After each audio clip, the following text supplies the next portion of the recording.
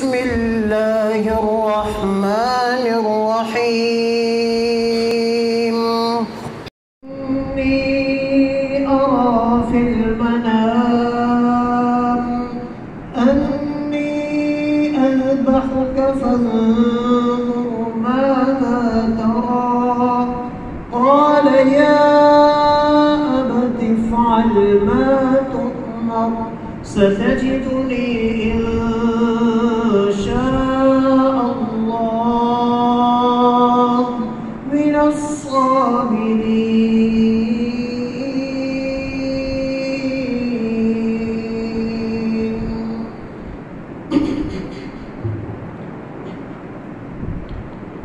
معزز اور مکرم سامعین کرام،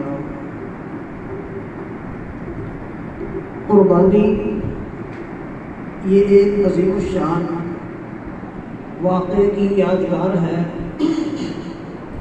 وہ واقعہ کہ جس کے 3 بنیادی کردار تھے: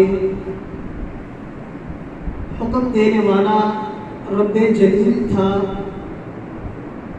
تعمیل کرنے والا ابراہیم خلیل تھا، اور ذبح ہونے کے لیے تیار ہونے والا اسماعیل تھا۔ اور آج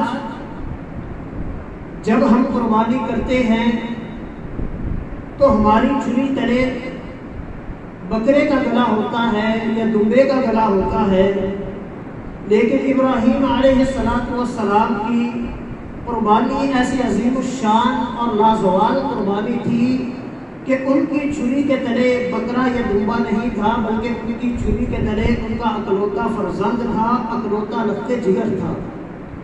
جتنی تیزی کے ساتھ ہم جانور کے گلے پہ چھری کو چلا دیتے ہیں، اس سے کہیں زیادہ بے جگری کے ساتھ اس بوڑھے باپ نے اپنے اکلوتے بیٹے کی گردن پہ چھری کو رکھ دیا تھا، کیونکہ رب کی رضا یہی تھی، رب کا حکم یہی تھا، رب کی مرضی یہی تھی، اور رب العالمین کی محبت کا تقاضا یہی تھا۔ پھر اللہ رب العالمین کو اپنے خلیل کا یہ انداز اور اپنے خلیل کی یہ قربانی اس قدر پسند آئی کہ اللہ رب العالمین نے اس عمل کو قیامت تک کے لیے محفوظ کر لیا۔ اور آج بھی مسلمان ابراہیم علیہ السلام اور اسماعیل علیہ السلام کی اس ادا کو ہر سال ادا کرتے ہیں، اور اس عظیم واقعے کو اللہ رب العالمین نے قرآن پاک کے حروف بنا دیا۔ قرآن پاک میں اس واقعے کو اللہ تعالیٰ نے بیان کیا ہے، اور اس واقعے کے اندر میرے اور آپ کے لیے بے شمار اسباب اور بے شمار دروس موجود ہیں۔ آج کی خطبہ جمعہ میں ہم انشاءاللہ العزیز انہی اسباب اور انہی دروس کو یاد کرنے کی کوشش کریں گے۔ اللہ تعالیٰ سن کے ہمیں عمل کرنے کی توفیق عطا فرمائے۔ ابراہیم علیہ السلام کی قربانی کا واقعہ اللہ تعالیٰ نے بڑے دل نشین انداز میں بیان کیا۔ اللہ فرماتے ہیں: رب هب لي من الصالحين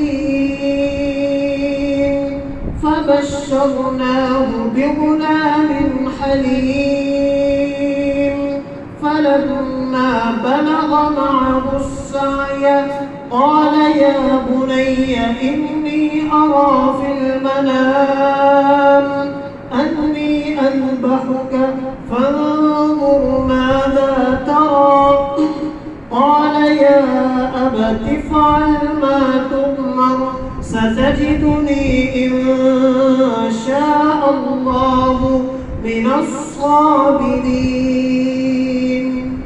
کہ ابراہیم علیہ السلام نے اللہ رب العالمین سے ایک دعا کی کہ ربی ہب لی من الصالحین، اے میرے خالق و مالک مجھے ایک صالح اور ایک نیک بیٹا عطا فرما دے۔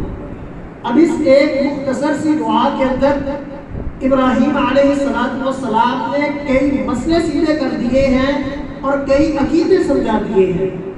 سب سے پہلی بات جو اس دعا سے ہمیں پتہ چلتی ہے وہ یہ کہ انسان کا عقیدہ یہ ہونا چاہیے، انسان کا یقین یہ ہونا چاہیے کہ اولاد کا اختیار صرف اور صرف اللہ رب العالمین کے پاس ہے۔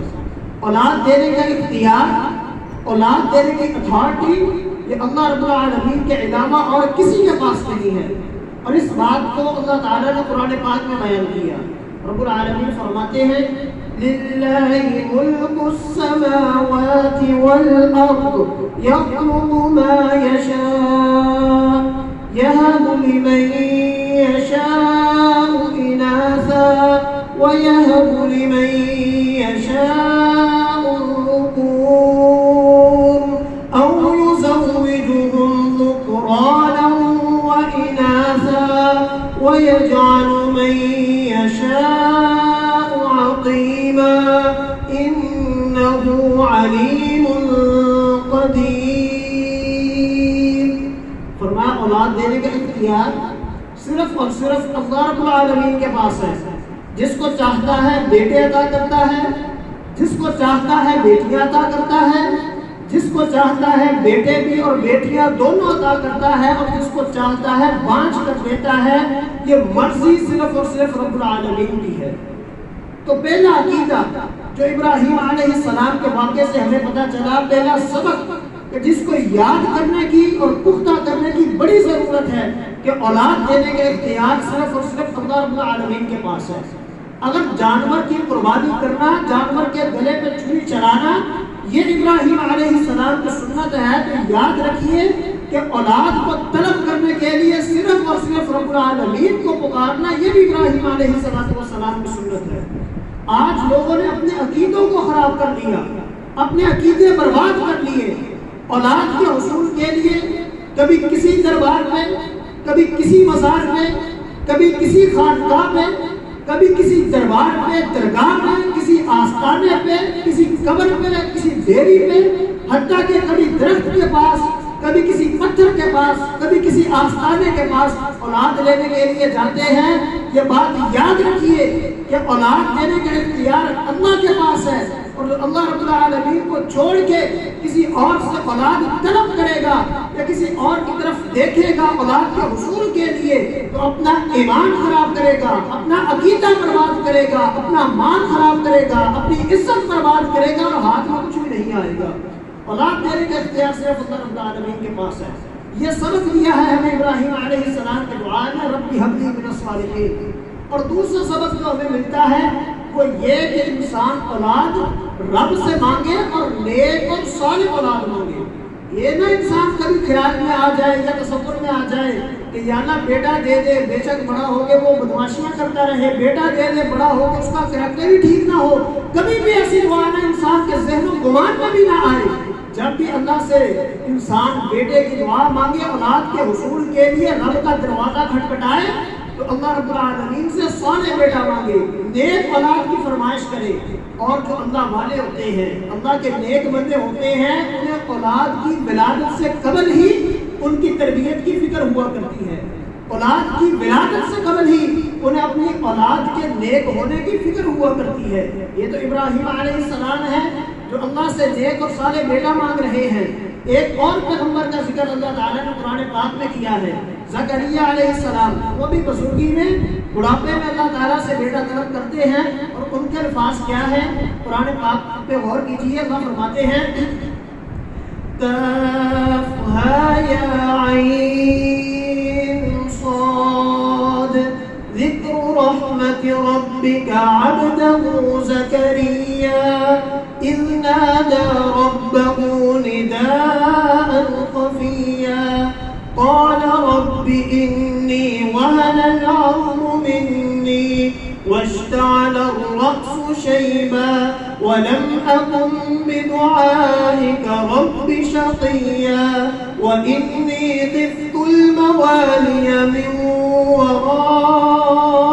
ورائي وكانت امرأتي عاقرا فهب لي من لدنك وليا يرثني ويرث من آل يعقوب واجعله رب رضيا. زکریا علیہ السلام اللہ سے بیٹا مانگ رہے ہیں, یا اللہ بوڑھا ہو چکا ہوں, بیٹا عطا فرما دے, لیکن بیٹا وہ عطا فرمانا کہ جس کے اعمال ایسے ہوں, جس کا کردار ایسا ہو, ذریۃ طیبہ, جس کا کردار پاکیزہ ہو, جس کا اخلاق پاکیزہ ہو, جس کے اعمال ایسے ہوں کہ جن اعمال کی وجہ سے اس سے راضی ہو جائے. تو اللہ رب العالمین سے اولاد کی انسان جب فرمائش کرے، اولاد کے حصول کے لیے دعا کرے تو نیک اولاد کی دعا کی جائے۔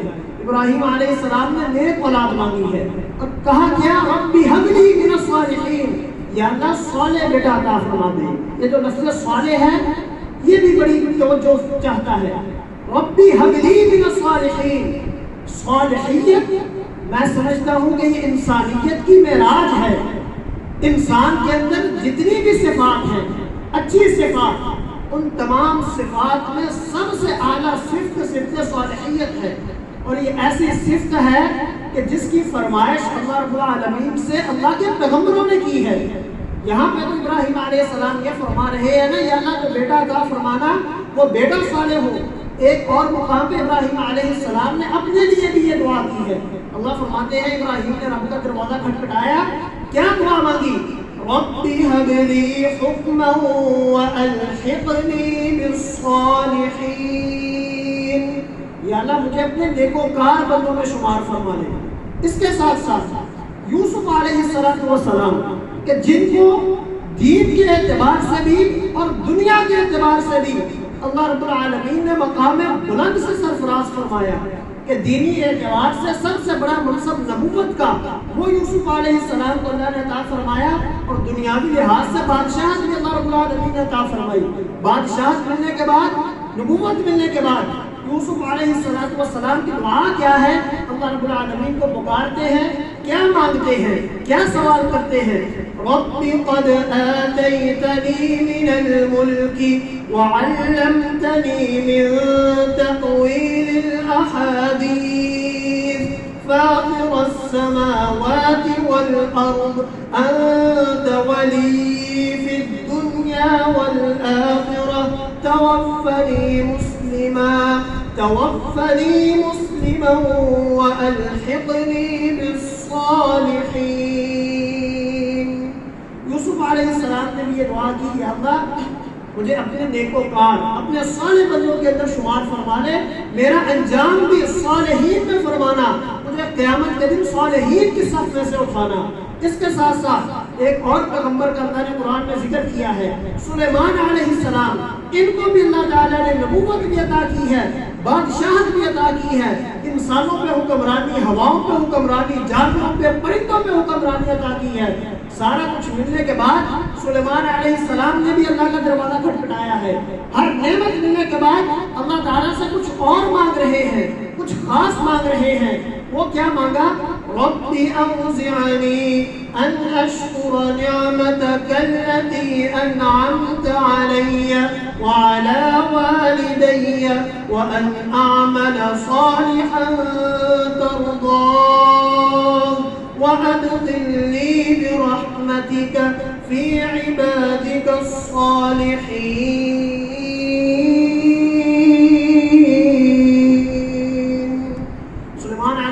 اللہ سے یہ فرماتے ہیں، یا اللہ انہیں جتنی نعمتیں عطا کی ہیں ان نعمتوں پہ شکر کرنے کی توفیق عطا فرما، اور مجھے اپنی رحمت کے ساتھ اپنے صالح، اپنے نیک بندوں میں شمار فرما دے۔ انبیاء کرام کی دعائیں ہیں، ابراہیم کی یہ دعا، حضرت یوسف کی یہی دعا، حضرت سلیمان کی یہی دعا۔ لیکن سوچنے کی بات ہے، کیا میں نے اور آپ نے بھی کبھی اللہ سے یہ دعا کی ہے؟ یا اللہ ہمیں اپنے صالح بندوں میں شمار فرما دے، اپنے نیک بندوں میں ہمارا شمار کر دے۔ ہم اللہ رب العالمین سے دعائیں کرتے ہیں، جو مرضی انسان اللہ سے دعا کرے، دنیا کے معاملے میں، آخرت کے معاملے میں، دنیاوی اعتبار سے، اخروی اعتبار سے، انسان رب سے جو چاہے مانگ سکتا ہے۔ لیکن سوچنے کی بات یہ ہے، کیا ہماری دعاؤں میں یہ دعا شامل ہے کہ یا اللہ مجھے صالح بنا دے، مجھے نیکوکار بنا دے، مجھے اپنا مطیع بنا لے، اپنا فرما بردار بنا لے؟ اگر یہ دعا کرتے ہیں تو بڑی اچھی بات ہے، لیکن اگر یہ دعا نہیں کرتے تو انبیاء کرام کی پسندیدہ یہ دعا اپنی روزمرہ کی دعاؤں میں شامل فرمائے، یا اللہ ہمیں بھی صالح بنا، نیک بنا، ہماری اولادوں کو بھی نیک اور صالح بنا دے۔ اس دعا کو اپنی روزمرہ کی دعاؤں میں شامل کریں، یہ بھی ابراہیم علیہ السلام کی سیرت کا پیغام ہے۔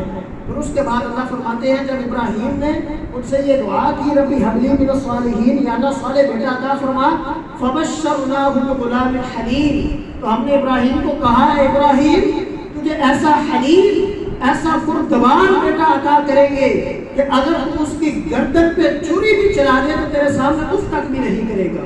حلیم پردبار بیٹے کے رب العالمین نے بشارت دی، اور جب بیٹا مل گیا اللہ فرماتے ہیں فَلَمَّا بَلَغَ مَعَهُ السَّعْيَ قَالَ يَا بُنَيَّ إِنِّي أَرَى فِي الْمَنَامِ أَنِّي أَذْبَحُكَ فَانظُرْ مَاذَا تَرَىٰ قال يا أبت افعل ما تؤمر ستجدني إن شاء الله من الصابرين۔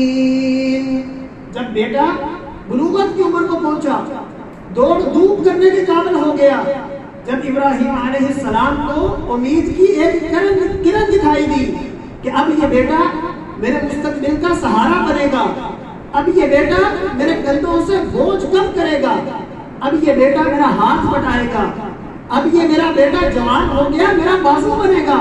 اللہ فرماتے ہیں جب اسماعیل اس عمر کو پہنچا تو ہم نے ابراہیم کو حکم دے دیا کہ اے ابراہیم اپنے اس بیٹے کو ہماری راہ میں قربان کر دے۔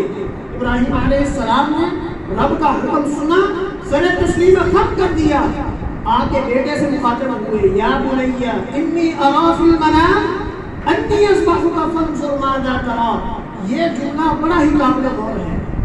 ابراہیم علیہ السلام نے اسماعیل سے کہا اے میرے بیٹے میں نے خواب میں دیکھا ہے، انبیاء کا خواب بھی حکم ربانی ہوا کرتا ہے، انبیاء کا خواب بھی وحی ہوا کرتا ہے۔ اے میرے بیٹے میں نے خواب میں دیکھا ہے تجھے ذبح کر رہا ہوں، فانظر ماذا تری، اب یہ تو بتا تیری کیا رائے ہے۔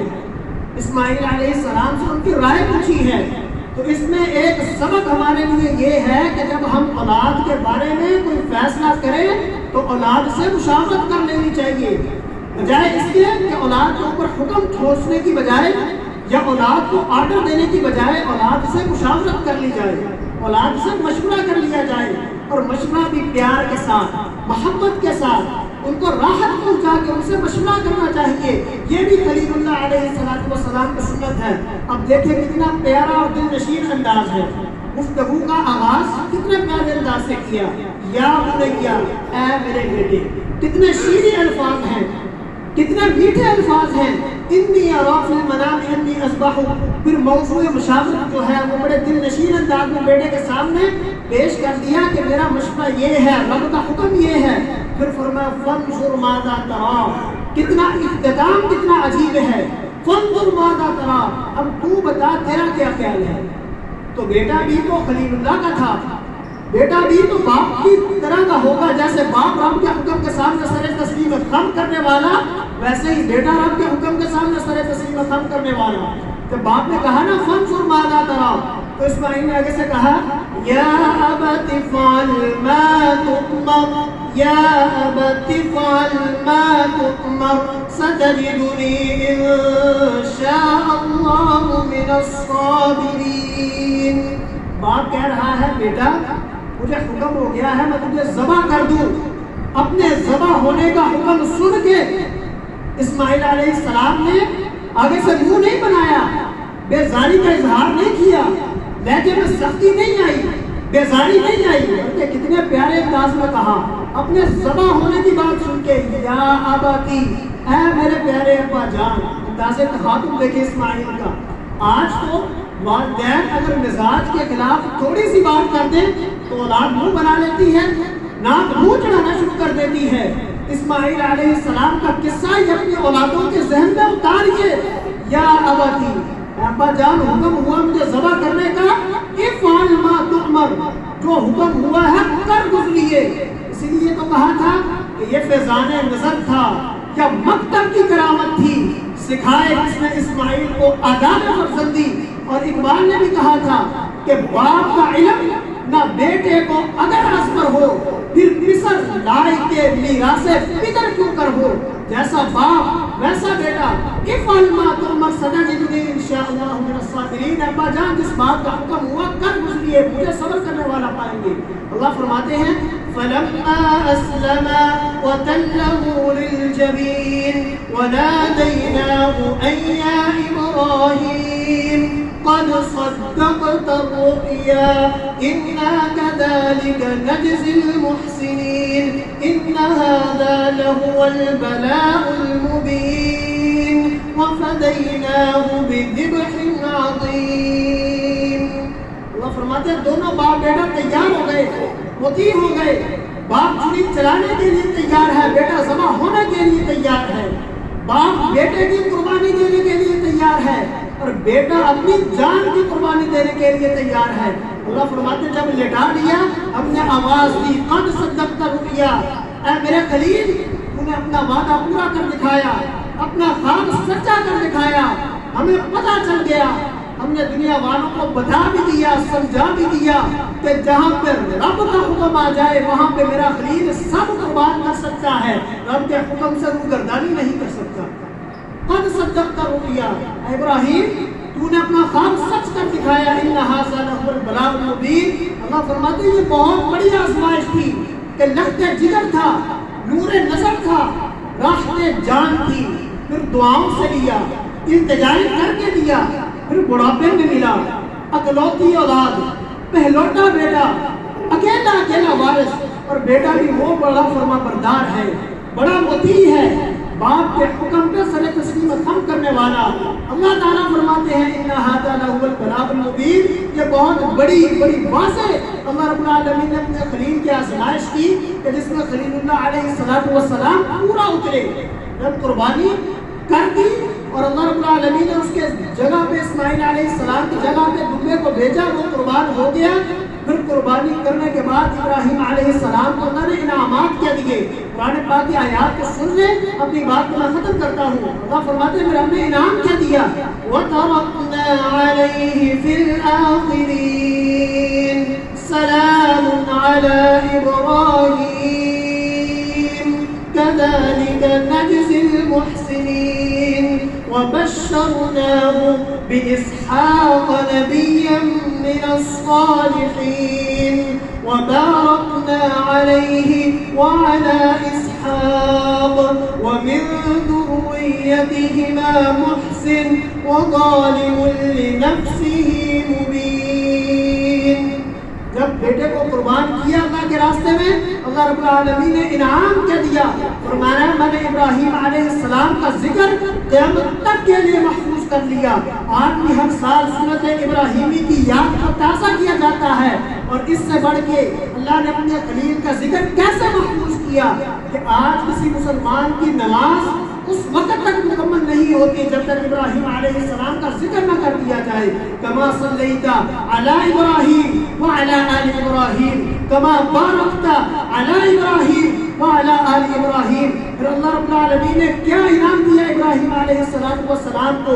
آج کوئی نیک بندہ دنیا سے چلا جائے, محلے والے کہتے ہیں, رشتہ دار کہتے ہیں بڑا نیک بندہ تھا, بڑا متقی انسان تھا, بڑا پرہیزگار انسان تھا, لیکن ابراہیم علیہ السلام کے بارے میں رب نے گواہی دی انہ من عبادنا المؤمنین کہ میرا ابراہیم بڑا متقی تھا, بڑا پرہیزگار تھا.